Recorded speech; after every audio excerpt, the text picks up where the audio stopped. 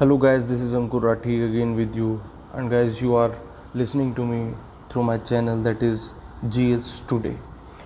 आप YouTube पे से GS Today के नाम से सर्च कर सकते हैं। GS Today के नाम से आपको और भी शायद चैनल मिल सकते हैं, लेकिन आपको ये प्रॉपर चैनल अगर आपको सर्च करना है YouTube पे तो उसके लिए जो मेरा पॉपुलर मेरी जो वीडियोस हैं, मेरे जो कोर्स है वो मेरे नाम से ज़्यादा पॉपुलर है ना कि मेरे चैनल से। तो आप GS बाय अंकुर राठी सर के नाम से सर्च करेंगे तो यही GS टुडे का यही वाला सबसे ऊपर आपके सामने जो चैनल इंटरफेस पे आ जाएगा। क्लियर?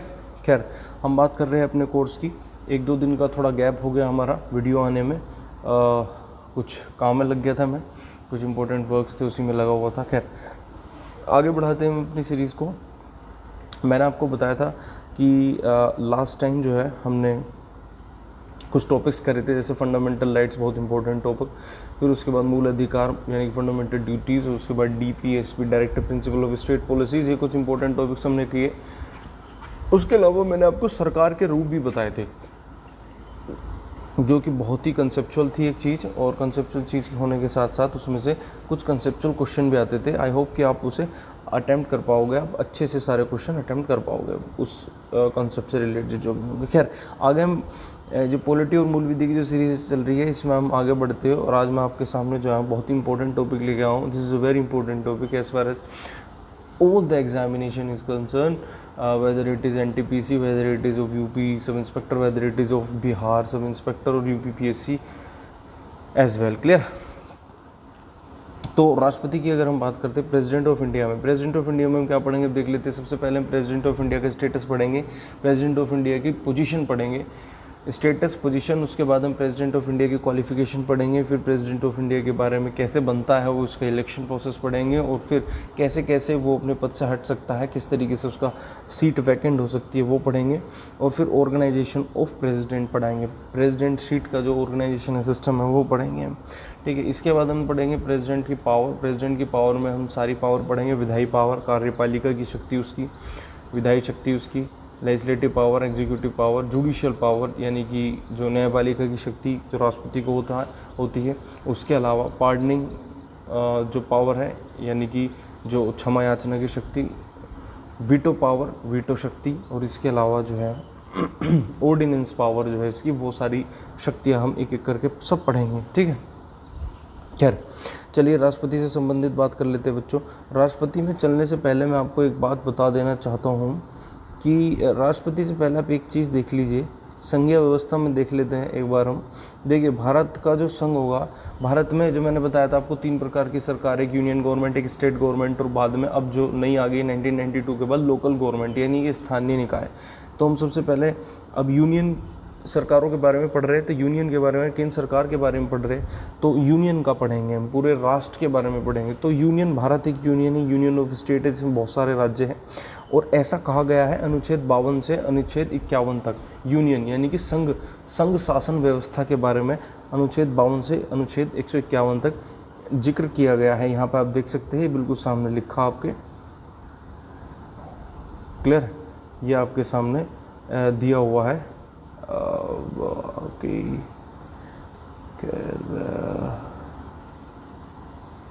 ये आपके सामने दिया हुआ है। आगे चलते हैं। देखिए, अगर मैं यूनियन की बात करता हूँ, संघ की बात, संघ व्यवस्था के बारे में बात करता हूँ, तो संघ व्यवस्था के 3 मूल स्तंभ है। There are 3 basic pillars of union political system. First, कार्यपालिका, दिस इज कार्यपालिका, and this is known as executive in English, और ये है व्यवस्था पालिका, या इसे हम जो है विधायिका भी कहते हैं। विधायिका यानी कि लेजिस्लेचर, और ये न्यायपालिका का मतलब होता है जुडिशरी, यूनियन जुडिशरी। क्या हम बात करते हैं, तो देखिए कार्यपालिका का 52 से 78 के बारे में कार्यपालिका का जिक्र है, जिसमें कार्यपालिका यानी कि एग्जीक्यूटिव, यूनियन एग्जीक्यूटिव जिसे हम कहते हैं, संघीय कार्यपालिका, वो देख लेते हैं उसके में कौन कौन होता है और क्या काम होता है इसका। देखिए, संघीय कार्यपालिका का जो अध्यक्ष है वो राष्ट्रपति सबसे ऊपर होता है, फिर इसके कुछ और सदस्य होते हैं, प्रधानमंत्री और मंत्रिपरिषद, उपराष्ट्रपति और भारत का महान्यायवादी। बहुत इंपॉर्टेंट क्वेश्चन है ये कि कार्यपालिका निम्न में से कौन सा कार्यपालिका का सदस्य नहीं होता, which of the following is not the member of the executive. ठीक है, तो राष्ट्रपति, president of India, prime minister, और जी मंत्रिपरिषद यानी काउंसिल ऑफ मिनिस्टर, जितने मिनिस्टर्स होंगे यूनियन के, यानी कि केंद्र सरकार के जितने मंत्री होंगे, उपराष्ट्रपति यानी कि वाइस प्रेसिडेंट, भारत का महान्यायवादी। भारत का महान्यायवादी मतलब अटॉर्नी जनरल ऑफ इंडिया, यानी कि जो भारत सरकार का वकील होता है, ऐसे समझ सकते हो आप, इसे साधारण भाषा में ऐसे देख सकते हो। इसे कहते हैं पूरे, ये कुल मिलाकर एक कार्यपालिका का निर्माण करते हैं और इनका काम क्या होता है, कानून लागू करना। देखो ये लिखा है सिस्टम को लागू करना, कानून को लागू करना, व्यवस्था को लागू करना। अब ये कानून आएंगे कहाँ से, ये मैं आपको पहले भी समझा चुका हूँ, 2 बार ये सारी फॉर्मेशन समझा चुका हूँ। कानून आएंगे कहाँ से, ये जो विधायिका है, विधायिका कानून बनाती है, जिसके बारे में 79 आर्टिकल अनुच्छेद 79 से अनुच्छेद 122 तक लिखा गया है। इसमें इसके देखिए कितने संगठन होते हैं, यानी कि अगर आपसे कोई पूछता है बताइए भारतीय संघीय विधायिका में कितने अंग है, तो बच्चों 3 अंग है, राज्यसभा जिसे उच्च सदन बोलते हैं, लोकसभा जिसे निम्न सदन बोलते हैं, और राष्ट्रपति। यह इंपॉर्टेंट चीज़ ये है, राष्ट्रपति कार्यपालिका का भी अंग है और राष्ट्रपति व्यवस्थापालिका का यानी कि विधायिका का भी अंग है। क्यों है, आगे इसके बारे में जिक्र करेंगे हम। वैसे आपको एक लाइन में बता देता हूँ भी क्यों है, कि देखिए पहले ये देखते हैं कानून, इसका काम क्या है, विधायिका का, व्यवस्थापालिका का काम क्या है। व्यवस्थापालिका, ये विधायिका का काम क्या है, कानून को बनाना। कानून बनाएगी ये संसद। इसे कुल मिला के संसद कहते हैं, राज्यसभा, लोकसभा और राष्ट्रपति, इन तीनों को मिला के क्या कहते हैं बच्चों, संसद कहते हैं या इंडियन पार्लियामेंट कहते हैं। इसे हम यूनियन लेजिस्लेचर भी कहते हैं, यानी कि संघ विधायिका। वास्तव में संघ विधायिका भी हम इसे बोलते हैं। आई होप यहाँ तक आपको क्लियर रहा होगा। अब हम आगे देख लेते हैं। तो संघ विधायिका के बारे में मैंने आपको बता दिया ये संघ विधायिका इसे बोलते हैं और संसद भी इसे बोलते हैं। संसद के 3 अभिन्न अंग हैं, राष्ट्रपति, लोकसभा, राज्यसभा। क्यों, संसद का काम क्या होता है, कानून बनाना। कानून, कोई भी कानून जब तक उसे वो नहीं बनने का, कोई भी प्रस्ताव कानून तब तक नहीं बनने का जब तक राष्ट्रपति महोदय उस पर साइन नहीं कर देते। इसलिए राष्ट्रपति महोदय विधायिका और कार्यपालिका दोनों के सदस्य माने जाते हैं। अगला है न्यायपालिका। न्यायपालिका को पता ही है, सबसे ऊपर सुप्रीम कोर्ट होगी, उसके बाद हाई कोर्ट होगी, फिर उसके बाद डिस्ट्रिक्ट कोर्ट होगी। सुप्रीम कोर्ट की जो वर्डिक्ट्स है वो हाई कोर्ट तक चलते हैं और यहाँ पे एक well set of integrated system है, इसे बोलते हैं ये पिरामिड नुमा व्यवस्था है। पिरामिड नुमा देख रहे हो, पिरामिड कैसे बनना, ऊपर हाई कोर्ट, एक सुप्रीम कोर्ट बैठी है, फिर बहुत सारी हाई कोर्ट बैठी है, ठीक है, फिर उसके बाद डिस्ट्रिक्ट कोर्ट है, ठीक है। तो ये एक पिरामिड बता रहा है। क्लियर है यहाँ तक, ये क्लियर हो गया आपको को आसानी से। तो बच्चों आज जो हम बात करने वाले हैं, देखिए हम इस कार्यपालिका की बात करने वाले हैं। इस कार्यपालिका में सबसे पहले हम राष्ट्रपति की बात करने वाले हैं। अब समझ में आया आपको क्या है राष्ट्रपति के, कहाँ है, हम क्या बात कर रहे हैं, किस संबंध में हम आगे बढ़ने वाले हैं, ये आपको समझ आया होगा। डायरेक्ट राष्ट्रपति की तरफ कूच करते हैं, तो प्रेसिडेंट ऑफ इंडिया की तरफ हम डायरेक्ट चलते हैं और प्रेसिडेंट ऑफ इंडिया देखते हैं क्या है प्रेसिडेंट ऑफ इंडिया के बारे में, क्या क्या दे रखा है राष्ट्रपति। भारत के राष्ट्रपति का अगर उल्लेख कहा जाए तो बताइए भारतीय संविधान के किस अनुच्छेद में भारत के राष्ट्रपति का उल्लेख है। तो भारत के राष्ट्रपति का जो उल्लेख है वो अनुच्छेद 52 में ही इंपॉर्टेंट है बच्चों, आ सकता है।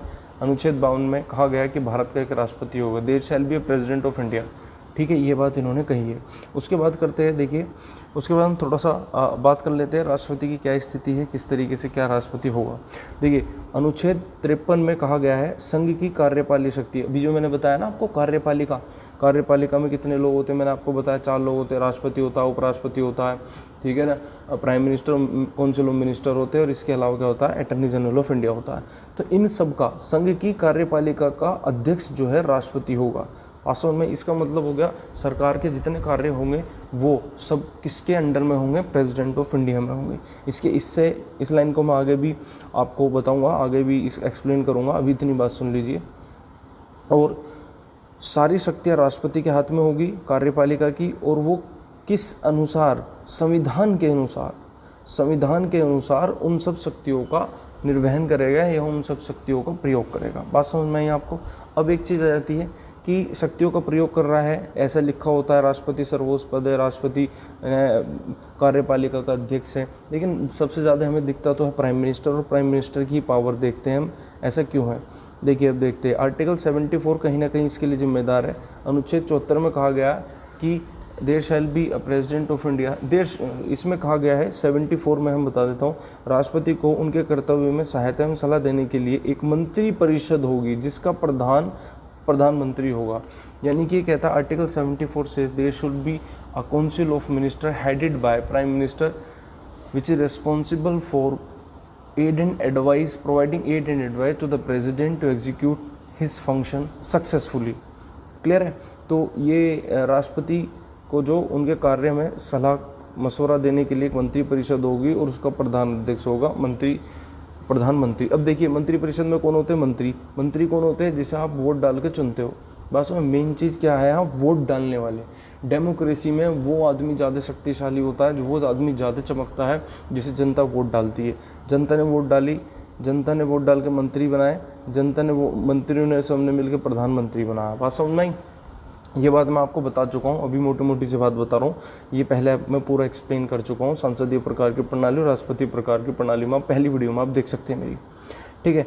अब देखिए इसमें अगर ये अनुच्छेद 74 जो है बड़ा विवाद रहा है इसमें कि राष्ट्रपति को जो सलाह दी गई है मंत्री परिषद ने और प्रधानमंत्री ने, क्या उसे माननी उसके लिए अनिवार्य है या नहीं है।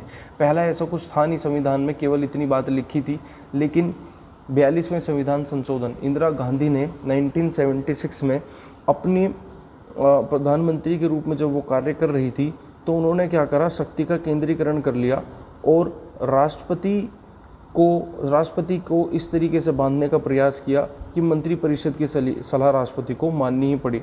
इसी के तहत उन्होंने 42वां संविधान संशोधन 1976 में किया गया और इसके तहत कर दिया गया, संविधान में लिख दिया गया, राष्ट्रपति मंत्री परिषद की सलाह के अनुसार ही कार्य करेगा। यानी कि राष्ट्रपति बाध्य है मंत्री परिषद की सलाह मानने के लिए, जो एक बार लिख के दे दिया उस पर साइन करना पड़ेगा। कठपुतली की तरह राष्ट्रपति को बांधने की कोशिश किया गई।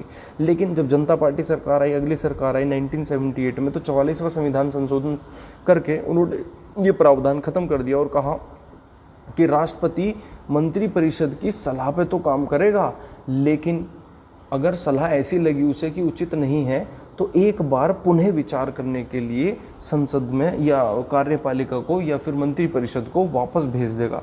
जब मंत्री परिषद को वापस भेज देगा तो मंत्री परिषद के पास 2 ऑप्शन होंगे, या तो उस सलाह को एज इट इज़ फिर से वापस भेज दे राष्ट्रपति को, नहीं ये सही है, या फिर उस सलाह में कुछ परिवर्तन कर ले राष्ट्रपति के अनुसार। अगर उसने बिना किसी बदलाव के दोबारा राष्ट्रपति को भेज दिया, अब राष्ट्रपति के पास कोई अधिकार नहीं है और उसे उस सलाह को मानना ही पड़ेगा। अदरवाइज अगर चेंज कर दिया तो बहुत अच्छी बात है, राष्ट्रपति के अनुसार कर दिया। बात समझ में आई आपको? क्लियर है? ये चीज़ें समझ आई या नहीं बताइए फटाफट। यहाँ पे जो राष्ट्रपति की जो स्थिति है वो मैं आपको बता रहा हूँ। और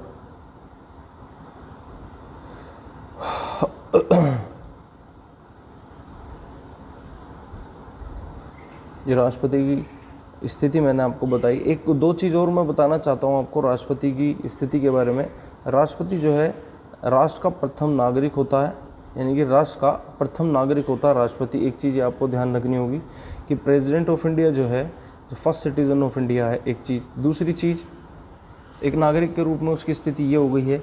और दूसरी एक और उसकी स्थिति है, दूसरी स्थिति ये है कि वो जो सेना का सर्वोच्च पदाधिकारी होगा, सर्वोच्च कमांडर होगा, तो commander in chief of all defence forces, चाहे वो नेवी हो, चाहे आर्मी हो, चाहे एयरफोर्स हो, सबके अध्यक्ष कौन होंगे? भारत के राष्ट्रपति होंगे। तो 2 स्थिति इनकी आपने इस तरीके से देखी। ठीक है। अब हम आगे बात कर लेते हैं बच्चों। जब जैसे जैसे मैं पढ़ा रहा हूँ आपको स्क्रीनशॉट लेते चलना आप स्क्रीन का, तो आपके लिए बहुत अच्छा रहेगा। ठीक है ना? ये सब मैंने दे दिया। अब मैं आपको एक चीज़ बता देता हूँ। देखिए जो राष्ट्रपति है, राष्ट्रपति कौन बन सकता है और राष्ट्रपति की क्या स्थिति होगी। देखिए अगर मैं आपसे कहता हूँ कि राष्ट्रपति की योग्यता क्या होगी योग्यता, तो आर्टिकल 54 में राष्ट्रपति की योग्यता दे रखी है। और राष्ट्रपति की योग्यता के लिए मैं आपको बता देता हूँ कि कोई भी व्यक्ति राष्ट्रपति बन सकता है, लेकिन उसके लिए कुछ क्वालिफ़िकेशंस दी गई है। पहली क्वालिफ़िकेशन क्या है मैं आपको बता देता हूँ। देखिए वो भारत का नागरिक होना चाहिए, अनिवार्य रूप से भारत का नागरिक होना चाहिए। 35 वर्ष की आयु कंप्लीट कर चुका हो। ये चीज़ आप एक बार लिख लेना, शायद इसमें एक पेज मिस हो गया है। ये सब मैनेज करते हुए फाइल, इतनी बड़ी फाइल है तो 35 साल उसकी आयु होनी चाहिए कम से कम। और सबसे इम्पोर्टेंट चीज़ जो है, he could be qualified for the election of Lok Sabha, यानी कि लोकसभा में सदस्य बनने की योग्यता वो रखता हो। और लोकसभा में सदस्य बनने की योग्यता क्या है बच्चों? वही है, ऊपर की दो सेम है कि भारत का नागरिक हो और 25 वर्ष आयु रखी गई है। उसमें आयु कम है, लोकसभा का इलेक्शन लड़ने के लिए आपको आयु कम है, राष्ट्रपति की 35 है। और एक शर्त और है कि जिस निर्वाचन क्षेत्र, जिस संसदीय क्षेत्र से आप इलेक्शन लड़ना चाहते हैं, उस संसदीय क्षेत्र में आप एक वोटर के रूप में रजिस्टर्ड हो, तो आप लोकसभा का चुनाव लड़ सकते हो। तो लोकसभा के सदस्य बनने की योग्यता 3 हुई बेसिकली, ठीक है, ये आपको समझ में आनी चाहिए। और इसके अलावा 2 शर्त मैं आपको राष्ट्रपति के लिए बता चुका हूँ। भारत का नागरिक हो, 35 साल की आयु पूर्ण कर चुका हो, लोकसभा का सदस्य बनने की योग्यता हो, और एक और इम्पोर्टेंट चीज़ है, कोई लाभ का पद न धारण करता हो। लाभ के पद के बारे में अगर मैं आपको बात बता देता हूँ, देखिए लाभ का पद क्या होता है। वैसे इसे आर्टिकल 102 अनुच्छेद 102 के 1 क में परिभाषित किया गया है। कुछ कहा, परिभाषित नहीं, बेसिकली इसके बारे में कहा गया है कि जो लाभ के पद होंगे वो क्या होंगे। देखिए, कोई भी ऐसे सरकारी पद जिससे आप सैलरी प्राप्त कर रहे हो और अपने पर्सनल बेनिफिट के लिए उस पद पर बैठे हो और कार्य कर रहे हो। जितनी भी सरकारी नौकरी होगी वो इस सब में आएगी, जितने भी सरकारी पद होंगे वो सारे इसमें आएंगे, जितने भी सरकारी प्राधिकरण होंगे, न्यायपालिका के हो चाहे किसी के भी हो, कार्यपालिका के हो, सब आएंगे इसमें, केवल छोड़ के कुछ पदों को। 4-5 पद है जो ऑफिस ऑफ प्रॉफिट में नहीं आते। वो इसलिए नहीं आते, लाभ का पद में इसलिए नहीं आते क्योंकि उन पदों को माना गया है कि ये सामाजिक कार्य करने के लिए एक सामाजिक या फिर जनता के सेवक के रूप में है, ना कि एक गवर्नमेंट सर्वेंट के रूप में कार्य करते हैं। वास्तव में जनता के प्रतिनिधित्व के रूप में कार्य करते हैं, ना कि अपने पर्सनल इंटरेस्ट के लिए, प्रॉफिट के लिए काम करते हैं। हालांकि ये सैलरी वगैरह भी लेते हैं। तो मैं बता देता हूँ उनके नाम। देखिए, सबसे पहला है कोई प्रेसिडेंट ऑफ इंडिया जो होगा वो लाभ के पद में नहीं आएगा। ये मान के चलते हैं कि राष्ट्रपति जो बनाया जाता है वो लाभ के लिए नहीं बनाया जाता, बल्कि जनता के उद्धार के लिए होता है, राष्ट्रीय विकास के लिए बनाया जाता है। अगला उप प्रधानमंत्री, तीसरा राज्य का राज्यपाल, चौथा केंद्र के मंत्री, और 5वां राज्य के मंत्री। तो जितने भी मंत्री होंगे, राज्य सरकारों के हो या केंद्र सरकार के हो, राष्ट्रपति हो, उपराष्ट्रपति हो, राज्यपाल हो, इन लोगों को लाभ के पद में नहीं रखा गया क्योंकि ये जनता के प्रतिनिधित्व है, मुख्य प्रतिनिधित्व है, और ये जनता के सेवक के रूप में इन्हें रखा गया है, ना कि नौकर के रूप में, सरकारी तंत्र के नौकर के रूप में। वास्तव में तो ऑफिस ऑफ प्रॉफिट आपको समझ आया होगा। क्लियर है यहाँ तक? चलिए अब आगे मैं बता देता हूँ आपको बच्चों। अगर जैसे कि कोई चुनाव लड़ना चाहता है भारत के राष्ट्रपति का, तो ये योग्यता होनी चाहिए उसमें। अब उसमें योग्यता हो गई। अब योग्यता होने के बाद देखिए निर्वाचन देख लेते हैं, और निर्वाचन कैसे होता है भारत के राष्ट्रपति का वो देख लेते हैं, ठीक है। अब भारत के राष्ट्रपति का अगर निर्वाचन देखता हूँ तो देखिए,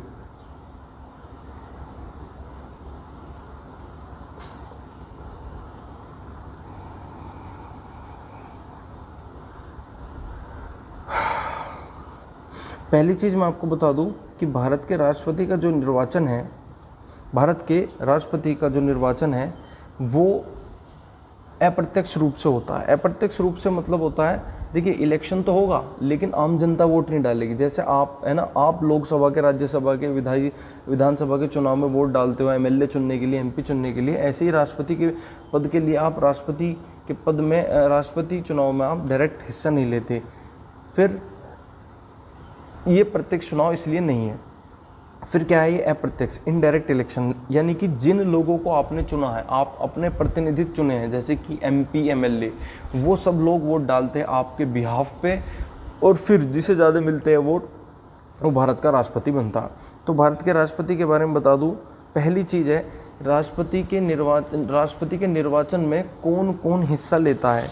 तो राष्ट्रपति के इलेक्शन में कौन कौन लोग हिस्सा लेंगे, कौन सदस्य हिस्सा लेंगे, ये इम्पोर्टेंट है बच्चों, कि कौन कौन से सदस्य राष्ट्रपति के निर्वाचन में हिस्सा लेंगे, ये बहुत इम्पोर्टेंट है। तो मैं आपको बता दूं, राष्ट्रपति के चुनाव में देखिए ये यहाँ पे जो है यहाँ पे दे रखा है। देखिए राष्ट्रपति का एक चीज़ इम्पोर्टेंट है, राष्ट्रपति का निर्वाचन जो है अनुपातिक प्रतिनिधित्व की एकल संक्रमणीय मत पद्धति के माध्यम से किया जाता है। बच्चों ये एक शब्द है, इससे क्वेश्चन आता है, पूछा जाता है भारत के राष्ट्रपति का चुनाव किस पद्धति के आधार पर, किस सिस्टम से किया जाता है। तो इसका जो proportional representation by single mean of transferable voting system, इसे इंग्लिश में कहा जाता है, और हिंदी में आप देख रहे हो अनुपातित प्रतिनिधित्व की एकल संक्रमणीय मत प्रणाली के माध्यम से किया जाता है। तो इस शब्द को याद रखना। और अगर चुनाव पूछा जाता है किस में उल्लेखित है, तो 54-55 में उल्लेखित है, ठीक है ना। ये 55 में बताया गया है, और 54 में कहा गया है इलेक्शन प्रोसेस होगा, एक इलेक्शन होगा, अप्रत्यक्ष इलेक्शन होगा। उस इलेक्शन को किस माध्यम से होगा, ये अनुच्छेद 55 में कहा गया है एकल संक्रमणीय पद्धति के आधार पर, यानी कि proportional representation bye mean of single transferable voting system के माध्यम से होगा। ये क्यों रखे गए हैं, देखिए क्यों रखा गया, इसके दो कारण है। पहला यूनिफॉर्मिटी और दूसरा है पैरिटी।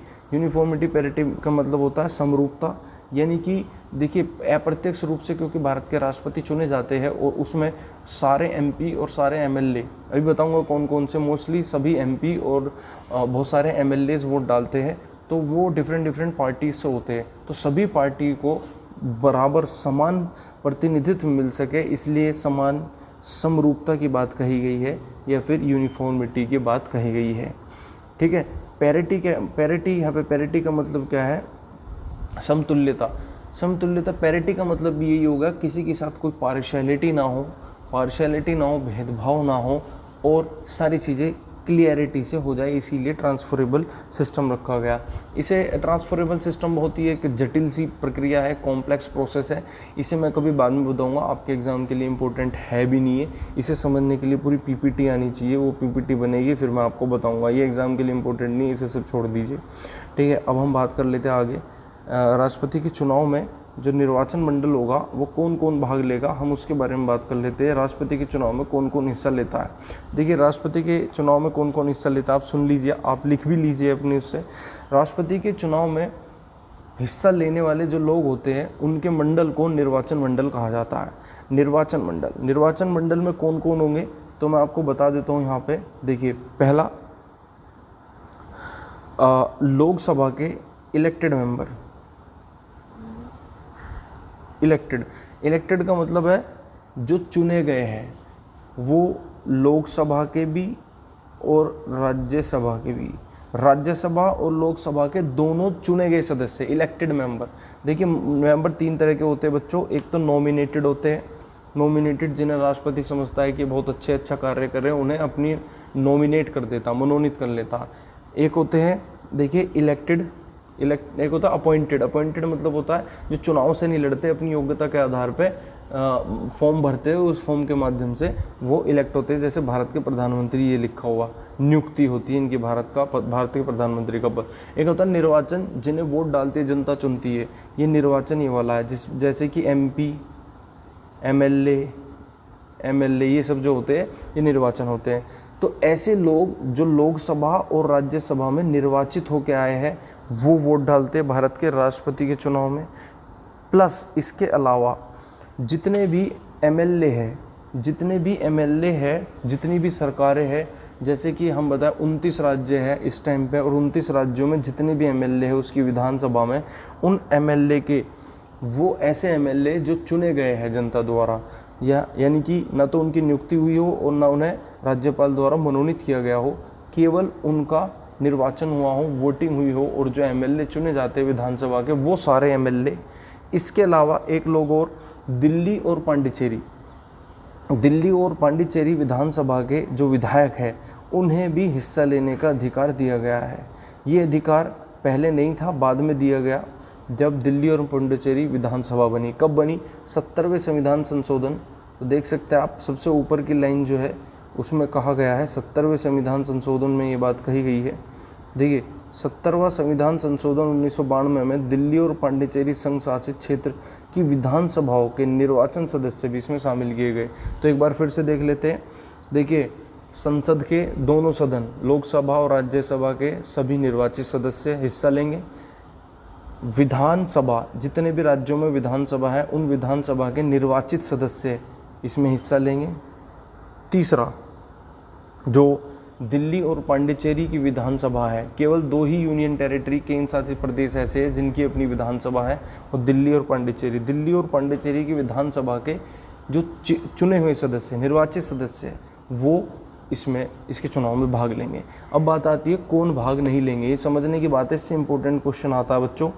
देखिए कौन भाग नहीं लेंगे, देखिए ये इंपॉर्टेंट है। कौन शामिल नहीं होंगे? संसद के दोनों सदनों व राज्य के विधानसभाओं के मनोनीत सदस्य। मनोनीत का मतलब होता है नॉमिनेटेड, ऐसे सदस्य जो भारत के राष्ट्रपति ने या राज्य के राज्यपाल ने वहाँ की विधानसभा में मनोनीत कर दिए हो उनकी योग्यता के आधार पर। जैसे कि लोकसभा में 2 सदस्यों को भारत के राष्ट्रपति मनोनीत करते हैं एंग्लो इंडियन कम्युनिटी से, ऐसे ही राज्य के राज्यपाल प्रत्येक विधानसभा में अगर ज़रूरत हो तो वहाँ पे उनका पूर्ण रिप्रेजेंटेशन ना हो तो एक सदस्य एंग्लो इंडियन कम्युनिटी से वो क्या करता है, नॉमिनेट करता है। तो ऐसे सदस्य इसमें भाग नहीं लेंगे। भाई जो नॉमिनेट कर रहा है, आप उसी के चुनाव में हिस्सा ले रहे हो तो वो तो उसी को फेवर में वोट डालेगा जो उसे नॉमिनेट या अपॉइंट कर रहा है, तो इसीलिए इन्हें बाहर रखा गया। अगला क्या है, राज्य विधान परिषद के निर्वाचित एवं मनोनीत प्रकार के सदस्य, यानी कि निर्वाचित वाले नहीं लेंगे, निर्वाचित वाले लेंगे, नियुक्ति वाले नहीं लेंगे और मनोनीत वाले नहीं लेंगे। ये आपको याद रखना है। निर्वाचित सदस्यों का बोलबाला है, इसीलिए तो MP MLA की जय रहती है। बात समझ में आई आपको? चलो चलो चलो चलो यहाँ तक समझ में आई। ये मैं बता चुका हूँ, समरूपता है किस तरीके से। ये एक फॉर्मूला है कि एक निर्वाचन क्षेत्र की वोटिंग किस तरीके से वोटिंग निकालते हैं, उसका एक हमारे पास एक फॉर्मूला दे रखा है 61 पेज नंबर पे। ये देख सकते हैं आप। देखिए एक निर्वाचित विधायक के मतों का मूल्य, यानी कि जो एक विधायक है, उसने तो आपको लगा होगा कि एक विधायक ने वोट डाली है, लेकिन एक विधायकों ने कितने लोगों की वोट है उसके पास, वो कैसे निकलती है। देखिए कैसे, राज्य की कुल जनसंख्या और निर्वाचित विधायकों की संख्या उस राज्य में, और गुणा कर देना, भाग कर देना है, जो निकल के आएगा उसे 1000 से, तो वो क्या आ जाएगा, समरूपता। अब मैंने बताया ना समरूपता क्या, इक्विटी, यानी कि सभी राज्यों को समान इसमें क्या दिया गया है, प्रतिनिधित्व दिया गया है, हर सदस्य को इसमें समान प्रतिनिधित्व दिया गया है, इसलिए समरूपता। ठीक है, जिस तरह के फॉर्मूले आप एक बार देखना चाहो तो देख सकते हो। इतना इंपॉर्टेंट आपके एग्जाम के लिए है नहीं, ऐसा पूछा नहीं जाता इससे सवाल, बहुत साल से इसके बारे में कोई सवाल ऐसा आया नहीं है। खैर आगे की तरफ चलते हैं। ठीक है, ये यहाँ पे भी आप देख सकते हो, ये भी फॉर्मूले दे रखे हैं। ठीक है, ये सब चुनाव कोटा क्या होता है, किस तरीके से होता है, निर्वाचित कोटा कैसे होता है। ठीक है, ये सब दे रखा है। आप एक बार इसका स्क्रीनशॉट ले सकते हैं, आप पढ़ना चाहते हैं तो इसे पढ़ सकते हैं। मैं यहाँ पे 1 सेकंड के लिए पॉज कर देता हूँ। निर्वाचित संसदों, जैसे मैंने आपको विधायकों का मत बताया, ऐसे ही जैसे संसद के लोग यानी कि MP वोट डालते हैं तो उनकी वोट का क्या वैल्यू है, कितने लोगों की वोट वो अकेला आदमी डाल रहा है, वो इस तरीके से निकलता है। समझना आपको? ये यहाँ पे दे रखा है, इस तरीके से निकलता है, ये यहाँ पे इस तरीके से। ठीक है, आप इसे देख सकते हैं, एक बार आप इसका स्क्रीनशॉट ले सकते हैं। मैं आपको कुछ चीज़ें और बता देना चाहता हूँ। अगर राष्ट्रपति के चुनावों से लेके कोई भी विवाद है, राष्ट्रपति के चुनावों से संबंधित अगर कोई भी विवाद हमारे सामने आता है बच्चों, तो उसका निर्णय केवल और केवल सुप्रीम कोर्ट में होगा, सुप्रीम कोर्ट में ही होगा, सुप्रीम कोर्ट का ही निर्णय फाइनल होगा इसमें। बात समझ में आई? यहाँ तक आपको समझ में आई होगी। तो राष्ट्रपति का चुनाव कैसे होता है? अप्रत्यक्ष रूप से होता है। कौन कौन लोग करते हैं? निर्वाचन मंडल करता है। निर्वाचन मंडल के सदस्य कौन कौन होंगे, ये मैं आपको बता चुका हूँ किस किस तरीके से सदस्य उसमें होंगे। अब बात करते हैं आगे की चुनाव कोटा। ये आपने देख लिया होगा, इसके बाद आप यहाँ का स्क्रीनशॉट ले सकते हैं। थोड़ा सा इसका कोटे से संबंधित क्या है, किस चुनाव में क्या क्या कोटा रहता है, किस तरीके से चलता है। वोटिंग कोटा की बात चल रही है, आप देख सकते हैं। इससे क्वेश्चन नहीं आता, इंपॉर्टेंट नहीं, आपके इंटरेस्ट है तो पढ़ सकते हैं आप। इससे आगे ये यहाँ तक का आप स्क्रीनशॉट ले सकते हैं, ये यहाँ पे क्लियर है, मैं आपको यहाँ पे बता रहा हूँ। ठीक है ना, चुनावी कोटा। ये असल में ये जो मैंने आपको बताई है proportional representation by single means of transferable system, जो मैंने आपको बताया उसे ही समझाया गया, उसे ही कोटा प्रणाली देशी भाषा में यूज़ किया गया है। ठीक है, चलिए आगे चलते हैं। यहाँ तक आई होप आपको समझ में आया होगा। देखिए पहले देख लेते हैं राष्ट्रपति का टेन्योर कितना होता है, उसका राष्ट्रपति का कार्यकाल कितना होता है, कितने समय के लिए भारत का राष्ट्रपति पद पर रहता है, बनता है। तो देखिए सामान्यतः राष्ट्रपति का 5 साल का होता है, जब से उसने पद धारण करी हो। पद धारण का मतलब होता है जब से उसने शपथ ली हो, उसके 5 साल तक भारत के राष्ट्रपति जो है पद पर बने रहते हैं। 5 साल का कार्यकाल होता है। अब भारत के राष्ट्रपति ऐसा तो है नहीं ज़िंदगी भर बने रहेंगे, तो भारत के राष्ट्रपति को पद से हटना भी पड़ेगा। पद से हटने की प्रक्रिया देखते हैं। राष्ट्रपति पद में रिक्ति कैसे होती है, देखिए पहला पद त्याग, यानी कि अगर वो पद त्याग देता अपना, पद कैसे त्यागेगा भैया, उपराष्ट्रपति को लिख के दे देगा कि मैं अपना इस्तीफा देता हूँ। इस्तीफा किसे देगा, उपराष्ट्रपति को। उपराष्ट्रपति को इस्तीफा दे देगा अपना, और उपराष्ट्रपति उस इस्तीफा को फिर लोकसभा के जो लोकसभा का अध्यक्ष होता है, स्पीकर जिसे बोलते हैं, उसे भी आगे फॉरवर्ड कर देता है, सूचित कर देता है, क्योंकि राष्ट्रपति जो है संसद का भी अभिन्न अंग है, इसलिए दोनों सदनों के अध्यक्ष को ही सूचना मिलनी जरूरी है। एक दूसरा तरीका है मृत्यु ना हो, ऐसा कभी कि भारत के राष्ट्रपति की आकस्मिक मृत्यु हो जाए, पद पर रहते हुए मृत्यु हो जाए, तो पद से खाली उसकी पद वैकेंट मान लिया जाएगा। और तीसरा है संविधान का अतिक्रमण करने पर महाभियोग। ये इंपॉर्टेंट है, ये सब महाभियोग आर्टिकल 61 में इसके बारे में कहा गया, बहुत इंपॉर्टेंट है बच्चों, आता है क्वेश्चन, बताइए महाभियोग से संबंधित कौन सा अनुच्छेद है, तो आर्टिकल 61 गांठ बांध लीजिए, रट लीजिए इसे। आर्टिकल 61 के तहत जो है भारतीय संविधान में राष्ट्रपति पर महाभियोग चलाया जा सकता है। भारत के राष्ट्रपति पर महाभियोग चलाने की प्रक्रिया को हम देखते हैं कैसे होता है। देखिए भारत के राष्ट्रपति पर चुनाव, जो भारत के राष्ट्रपति पर जो हम महाभियोग चलाते हैं, इम्पीचमेंट प्रोसेस चलाते हैं बच्चों, उसका एक आधार है राष्ट्रपति को पद से हटाने का। इस प्रक्रिया के माध्यम से एक आधार है। वो आधार क्या है बच्चों, उस आधार में हमारे संविधान में कहा गया है संविधान का अतिक्रमण, यानी कि अगर वो संविधान, भारत का राष्ट्रपति ऐसा कोई कार्य करता है कि जो संविधान के अनुरूप नहीं है, यानी कि which is not at par with the constitution of India, और one or more decision of president of India violate one or more provision of the Constitution of India again and again, then it would be the violation of the Constitution, and the President has to face the impeachment process in the Parliament. Clear? ये है संसद में ये कार्रवाई होती है महाभियोग की आर्टिकल 61 के तहत। तो महाभियोग की हम देख लेते हैं किस तरीके से क्या होता है। मैं आपको बता देता हूँ इस प्रक्रिया में, महाभियोग की प्रक्रिया में किस किस तरीके से काम होता है और क्या इसका प्रभाव रहता है किस तरीके से। देखिए महाभियोग की प्रक्रिया के बारे में कहा गया आर्टिकल 61 में, यहाँ दिया गया है, आप देख ही रहे हो, आपके स्क्रीन पर सामने है, ठीक है। तो मैं आपको बता दूं, अगर राष्ट्रपति को पद से हटाना होगा, बहुत कठिन प्रक्रिया है, आज तक कोई राष्ट्रपति, आज तक किसी भी राष्ट्रपति को इस तरीके से नहीं हटाया गया। अब राष्ट्रपति को पद से हटाने के लिए संसद के 2 सदन होते हैं बच्चों, 2 सदन, मैं यहाँ डायग्राम बना देता हूँ, लोकसभा और राज्यसभा। राष्ट्रपति को पद से हटाने के लिए या तो लोकसभा में या राज्यसभा में किसी भी एक सदन में आरोप पत्र दाखिल होता है कि इन पर एक आरोप लगाया जाता है, और उस आरोप पत्र को दाखिल करने के लिए कि इन्होंने संविधान की अवमानना की है, इसे दाखिल करने के लिए अगर लोकसभा के सदस्य हैं तो इसके 1/4 सदस्य उस आरोप पत्र पर हस्ताक्षर करेंगे, लिखा है 1/4 सदस्य। अगर राज्यसभा है तो राज्यसभा के सदस्य भी 1/4 सदस्य उस पर साइन करेंगे कि हाँ इन पे ये आरोप है, तब मान लिया जाएगा कि ये एक आरोप पत्र है।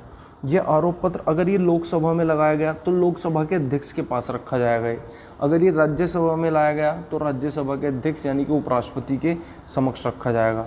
जब ये राष्ट्रपति या तो राज्यसभा के अध्यक्ष या लोकसभा के अध्यक्ष के सामने रखा जाता है, तो मैं मान के चलता हूँ, चलो लोकसभा से शुरू करते हैं। लोकसभा में रखा गया, 1/4 सदस्य ने साइन कर दिया और आरोप पत्र दाखिल हो गया। आरोप पत्र दाखिल होने के बाद जब ये स्पीकर के पास जाता है, लोकसभा के अध्यक्ष के पास जाता है, तो लोकसभा अध्यक्ष एक नोटिस जारी करता है, ठीक है, एक नोटिस जारी करेगा भारत के राष्ट्रपति के विरुद्ध, और राष्ट्रपति को कहेगा 14 दिन का एक टाइम देगा कि आपके खिलाफ आरोप पत्र दाखिल हो गया है, अब आपको अपनी सफाई में कुछ कहना है तो 14 दिन में आप अपना जवाब दाखिल कर सकते हो लिखित रूप से।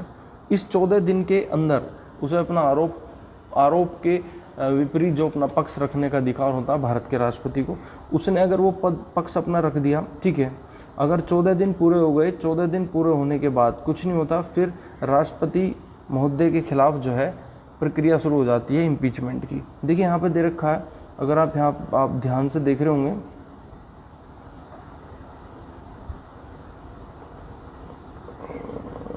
63।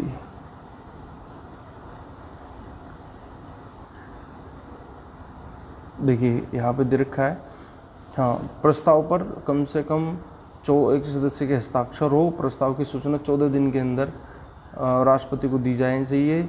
जिस सदन में प्रस्ताव रखा गया है वहाँ यदि कुल सदस्य का 2/3 बहुमत। अब देखिए 14 दिन के अंदर, अगर 14 दिन की प्रक्रिया खत्म हो गई, अब क्या होगा, क्योंकि हम लोकसभा की बात कर रहे थे, तो लोकसभा में देखते हैं किस तरीके से काम होगा। देखिए हाँ, लोकसभा में वोटिंग होगी और लोकसभा के टोटल सदस्य के 2/3 सदस्य ने अगर वोट डाल दी इस फेवर में, इस आरोप पत्र के फेवर में, तो ये प्रस्ताव यहाँ से पास हो जाएगा। ये प्रस्ताव पास होने के बाद राज्यसभा में जाएगा। राज्यसभा में जब ये प्रस्ताव जाएगा तो यहाँ राज्यसभा के अध्यक्ष क्या करेंगे, एक स्क्रूटनी कमेटी या इंक्वायरी कमेटी बिठाएंगे। वो देखेंगे जो आरोप दाखिल हुआ है वो आरोप क्या सही है। अगर सही है, वो आरोप पत्र सही होता है, जनरली इसमें सुप्रीम कोर्ट के सदस्य होते हैं, सुप्रीम कोर्ट के जज देखते हैं, उस पर जांच करते हैं, तो फिर यहाँ के राज्यसभा के जो अध्यक्ष है वो उस पर निर्वाचन कराते हैं, वोट डलवाते हैं। अगर यहाँ 2/3 सदस्यों ने, अगर ये 2/3 सदन के 2/3 सदस्यों ने अगर इसे पारित कर दिया, फेवर में वोट डाल दी कि राष्ट्रपति को पद से हटाना चाहिए, तो उसी दिन से भारत के राष्ट्रपति पद से हटे हुए माने जाएंगे। बात समझ में? तो सबसे पहले लोकसभा में आया, लोकसभा में आरोप पत्र दाखिल करने के लिए 1/4 सदस्य ने साइन करे, सदस्य ने साइन कर दिया, फिर लोकसभा के अध्यक्ष के पास चला गया। लोकसभा के अध्यक्ष ने राष्ट्रपति को 14 दिन का टाइम दिया अपना पक्ष रखने के लिए। 14 दिन के अंदर उसने पक्ष रख दिया तो ठीक है, अदरवाइज उसके बाद क्या होता है, लोकसभा का जो अध्यक्ष है वो एक इंक्वायरी कमेटी बिठाता है। इंक्वायरी कमेटी ये देखती है कि क्या ये आरोप जो दाखिल हुआ है क्या सही है या नहीं है। अगर ये कमेटी ने कहा कि हाँ आरोप ये सही है, सिद्ध होता है, तो इसके तहत लोकसभा में निर्वाचन प्रारंभ होता है और 2/3 बहुमत से अगर ये पारित हो जाता है तो लोकसभा से पारित मान लिया जाएगा।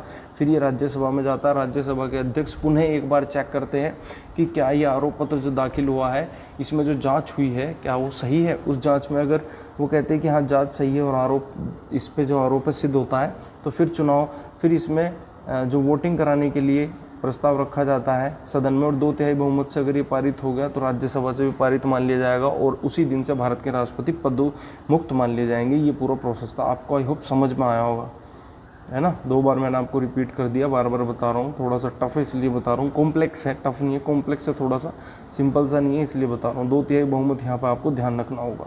बस में भारत के राष्ट्रपति कैसे पद से हटेंगे, ये बात आपको समझ में आई होगी।